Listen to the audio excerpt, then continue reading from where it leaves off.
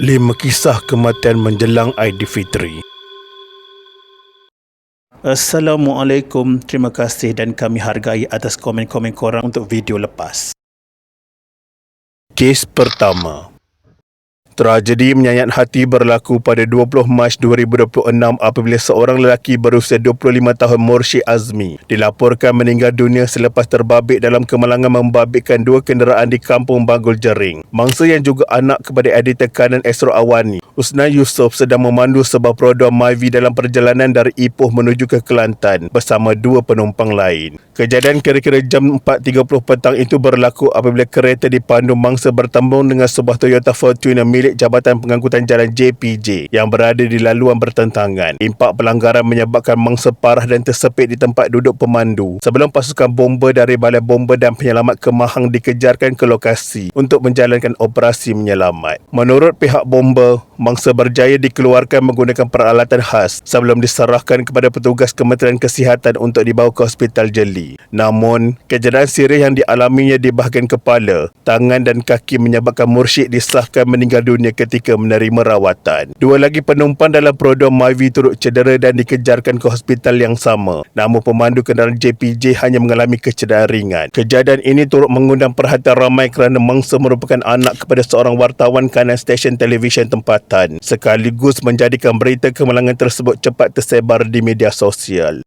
Jabatan Pengangkutan Jalan JPJ menafikan dakwaan kemalangan yang meragut nyawa seorang lelaki di Kampung Rahmat Bukit Bunga, Tanah Merah, Kelantan semalam berpunca daripada kenderaan jabatan itu. Pengarah JPJ Kelantan Muhammad Miswari Abdullah dalam kenyataannya hari ini memaklumkan pihaknya memandang serius penyebaran maklumat tidak tepat berhubung kemalangan itu di media sosial.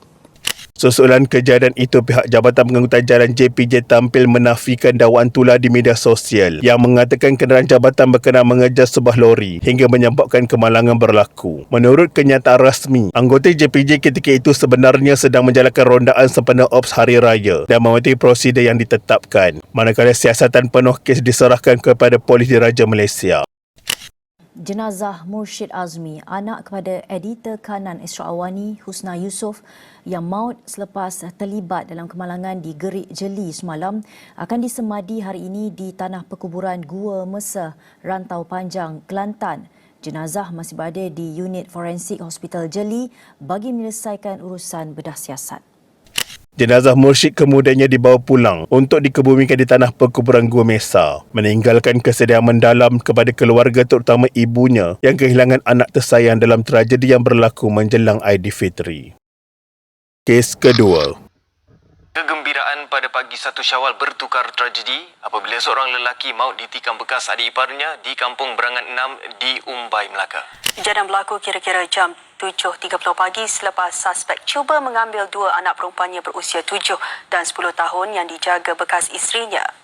Tragedi berdarah yang berlaku pada pagi Aidilfitri 13 Mei 2021 benar-benar merentap kegembiraan sebuah keluarga di Kampung Berangan 6 apabila seorang lelaki berusia 36 tahun maut ditikam oleh bekas adik iparnya sendiri. Kejadian yang berlaku kira-kira jam 7.30 pagi itu bermula apabila suspek lelaki berusia 32 tahun datang ke rumah mangsa dalam keadaan marah untuk mengambil 2 anak perempuannya berusia 8 dan 10 tahun yang tinggal bersama bekas isterinya. Ketika itu, suasana pagi yang sepatutnya dipenuhi persiapan sambutan Hari Raya bertukar menjadi kecoh apabila berlaku pertengkaran antara suspek dan keluarga bekas isterinya. Mangsa yang juga abang kepada wanita terbabit cuba menenangkan keadaan, namun keadaan bertukar tegang apabila berlaku pergelutan sebelum suspek bertindak menikam mangsa di bahagian rusuk kanan menggunakan pisau yang dibawanya. Dalam keadaan panik, ahli keluarga lain yang berada di dalam rumah termasuk bekas isteri suspek serta 2 anak perempuan mereka terus bersembunyi dalam bilik bagi menyelamatkan diri. Seorang jiran yang berada berhampiran mendakwa dia terdengar suspek memberi salam sebelum menendang pintu rumah hingga terbuka dan memasuki kediaman tersebut. Lalu berlaku pertengkaran dalam tempoh yang singkat. Menurut saksi itu, mangsa sempat keluar mencari sesuatu untuk mempertahankan diri sebelum kembali masuk ke dalam rumah. Namun beberapa saat kemudian dia melihat mangsa terjatuh dan suspek melarikan diri dalam keadaan panik. Mangsa yang parah kemudiannya dikejarkan ke Hospital Melaka untuk mendapatkan rawatan, namun disahkan meninggal dunia tidak lama selepas itu akibat kecederaan sirih di bahagian badan. Tujuan dia datang tu adalah untuk nak ambil 2 orang anak wanita dia sebab bekas isteri dia tinggal di sini, so dia datang nak ambil 2 orang anak dia. So datang dalam keadaan marah-marah dan mengamuk. Jadi mangsa ni cuba nak tenangkan suspek, berlaku pergelutan dan mangsa telah pun ditikam oleh suspek. Siasatan awal polis mengesahkan kejadian berpunca daripada perebutan hak penjagaan anak selepas suspek bercerai dengan bekas isterinya pada Januari tahun sama. Suspek yang melarikan diri dengan menaiki kereta perodua kancil berjaya ditahan pada jam 6.30 petang hari yang sama berhampiran sebuah masjid tidak jauh dari lokasi kejadian sebelum direman bagi membantu siasatan. Kes disiasat mengikut Seksyen 302 Kanun Kesiasaan kerana membunuh dan lelaki berkenaan kemudian dihadapkan ke Mahkamah Magistrate Melaka atas pertuduhan membunuh mangsa yang juga bekas abang iparnya. Tragedi itu bukan sahaja meragut nyawa seorang ahli keluarga, malah meninggalkan trauma mendalam kepada anak-anak yang menyaksikan pertengkaran tersebut pada pagi hari raya yang sepatutnya menjadi detik paling menggembirakan buat mereka, dan kes ini masih lagi dibicarakan di Mahkamah Tinggi. Kes ketiga. 2 anggota tentera maut dalam kemalangan memperbietkan 4 kenderaan di Setiu, Terengganu. Kedua-duanya yang bertugas di Kem 7 Workshop Brigade Tebrau, Johor dalam perjalanan pulang ke kampung di Kelantan untuk menyambut Aidilfitri. Hasrat 2 anggota tentera pulang ke kampung untuk menyambut Aidilfitri bertukar tragedi apabila mereka maut dalam kemalangan membabitkan 4 kenderaan di kilometer 70 Jalan Kuala Terengganu, Kota Baru berhampiran Kampung Buloh pada 16 Mac 2026.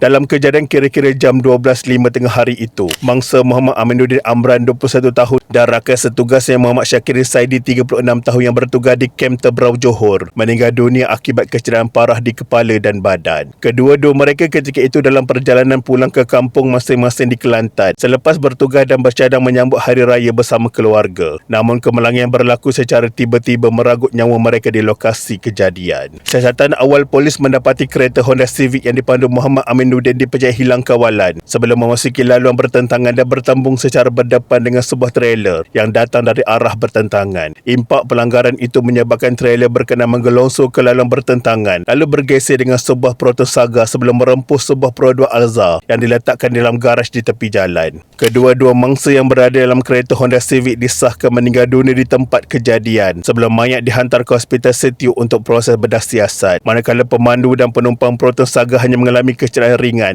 dan menerima rawatan sebagai pesakit luar. Kes kemalangan itu disiasat mengikut Seksyen 41-1A Akta Pengetua Jalan 1987. 2024, 4 hari nak raya. Ini pun lebih kurang. Dia ni 5 hari nak raya. Dia kata sifat dia sama macam arwah abang dia. Dia kata? Dia selalu kata orang ni sama dengan arwah abang. Ingat api dia, arwah abang dia tapi. Jadi semula okey dia, anak dia nombor 2 dia tu tak ada warna. Jadi saya kata tak apalah, kata kita tukar colour lah. Terus saya nak merah juga, dia nak merah juga. Okey tak apa, beli je lah, kata saya tukar tema, cari warna. Tragedi itu turut meruntun hati keluarga kedua-dua mangsa, khususnya ibu kepada Muhammad Aminuddin yang menyifatkan kejadian tersebut sebagai mengulangi tragedi lama apabila seorang lagi anaknya juga pernah maut dalam kemalangan menjelang Hari Raya 2 tahun lalu. Isteri Muhammad Syakiran pula memaklumkan dia menerima berita kematian suaminya melalui mesej di media sosial sebelum bergegas ke hospital bersama keluarga. Lebih memilukan, arwah dikatakan begitu teruja untuk pulang beraya bersama 3 anaknya termasuk bayi bongsu berusia 8 bulan serta sudah membeli pakaian sedondot untuk dipakai pada hari raya. Kedua-dua jenazah kemudian dikebumikan di kampung halaman masing-masing dengan penuh istiadat ketenteraan, meninggalkan kesedihan mendalam kepada keluarga yang hanya menanti kepulangan mereka untuk menyambut Aidilfitri bersama. Kes keempat. Percutian 3 beranak di Tioman untuk meraihkan Aidilfitri berakhir tragedi selepas mereka maut dalam nahas motosikal di Pulau Peranginan itu. Tambah pilu, nahas berlaku ketika Allahyarham Muhammad Sabri Jaafar bersama isteri dan anak menyambut hari lahirnya ke-42 tahun semalam. Hasrat sebuah keluarga kecil untuk bercuti dan menyambut Aidilfitri di Pulau Tioman bertukar tragedi apabila 3 beranak maut dalam kemalangan motosikal di Jalan Tekek, Kampung Juara pada Jumaat 20 Mac 2026 kira-kira jam 4 petang. Mangsa dikenali sebagai Muhammad Sabri Jaafar 42 tahun, kaki tangan institusi penyelidikan air kebangsaan Malaysia bersama isterinya Siti Aisyah Suhaimi 32 tahun dan anak lelaki mereka Muhammad Yusuf Abdul Rahman 5 tahun. Difahamkan keluarga itu baru tiba di pusat peranginan kemalangan tersebut pada hari sama untuk bercuti sambil menyambut Aidilfitri dan turut merancang meraihkan ulang tahun kelahiran Muhammad Sabri bersama keluarga kecilnya. Menurut siasatan awal polis, ketiga-tiga mangsa ketika itu dalam perjalanan pulang dari kawasan air terjun Kampung Juara menuju ke resort penginapan mereka selepas bersia-sia di pulau berkenaan. Motosikal jenis Yamaha Ego Avantis yang ditunggang Muhammad Sabri dipercayai hilang kawalan ketika melalui laulan berbukit dan curam sebelum terbabas ke bahu jalan sebelah kiri. Akibat kemalangan itu, Muhammad Sabri meninggal di tempat kejadian akibat kecederaan parah di bahagian kepala, manakala isteri dan anaknya yang turut mengalami kecederaan serius disahkan meninggal dunia ketika menerima rawatan kecemasan di klinik kesihatan Tekek. Polis turut memaklumkan jenazah mereka dihantar ke Hospital Rompin untuk proses bedah siasat. Mak ni jadi Sabri lah mak kata. Tapi dia gimana ni cakap betul je lah. Pagi semalam? Pagi semalam. Tak starter dia je lah pagi semalam. Dalam telefon ni kan. Kita pun cakap, ya Allah, selamatlah anak kita ni. Lebih menyayat hati, keluarga mangsa dimaklumkan bahawa mereka sepatutnya berada di pulau itu sehingga beberapa hari selepas raya sebelum pulang semula ke Putrajaya. Ibu kepada Siti Aisyah memaklumkan anaknya sempat berkongsi gambar dan status di aplikasi WhatsApp sejurus tiba di Pulau Tioman pada pagi hari kejadian. Malah mereka kelihatan gembira kerana kali pertama bercuti di pulau tersebut. Kes kelima. Kehilangan pramugari batik Air Iklim Noraudah Muhammad Reza 23 tahun benar-benar meruntun hati keluarganya. Lebih-lebih lagi apabila tragedi itu berlaku hanya 2 hari sebelum sambutan Aidilfitri pada 27 Mac 2025. Ibunya Mimi Sabrina Yusof 47 tahun berkata anak keduanya daripada 6 beradik itu sepatutnya pulang ke Johor untuk mengambil mereka sekeluarga beraya bersama di rumah sewanya di Sepang. Malam kejadian, Mimi menunggu kepulangan arwah sehingga lewat malam. Namun Iklim tidak tiba seperti yang dijanjikan. Keresahan itu akhirnya terjawab apabila dia menerima panggilan sekitar jam 5 pagi yang memaklumkan anaknya terlibat dalam kemalangan maut di kilometer 58.1 Lebuh Raya Plus arah selatan. Nahas yang berlaku kira-kira jam 11.30 malam itu membabitkan 4 kenderaan termasuk sebuah trailer Proton X50 yang dipandu Iklim serta sebuah MPV Honda Stepwagon.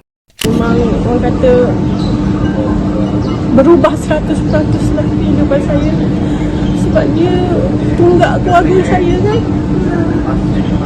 Kehilangan dia tu memang amat-amat saya rasa.